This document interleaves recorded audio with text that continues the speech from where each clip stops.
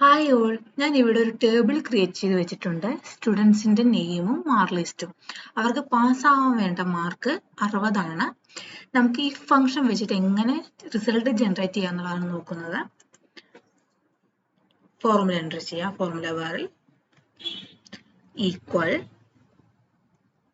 If bracket open ചെയ്തു, score ഉള്ള cell select ചെയ്തു, greater than or equal to 60, comma, double quotesil pass, double quotes close ചെയ്തു, comma, double quotes open ചെയ്തു, fail, double quotes close ചെയ്തു, bracket close ചെയ്തു, enter അടിക്കുക. Result വന്നിട്ടുണ്ട്. പാസ്സാവാൻ വേണ്ട മാർക്ക് 60 ആണ്.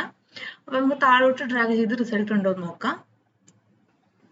ഓക്കെ, 60ക്ക് താഴെയുള്ളതെല്ലാം ഫെയിൽ എന്നും 60ക്ക് മുകളിലെല്ലാം പാസ് എന്നും കാണിച്ചിട്ടുണ്ട്. അപ്പൊ ഈ ഫംഗ്ഷൻ വെച്ചിട്ട് എങ്ങനെ സ്റ്റുഡൻസിന്റെ സ്കോറിന്റെ റിസൾട്ട് കാൽക്കുലേറ്റ് ചെയ്യാന്നുള്ളതാണ് ഞാൻ കാണിച്ചു തന്നിരിക്കുന്നത്.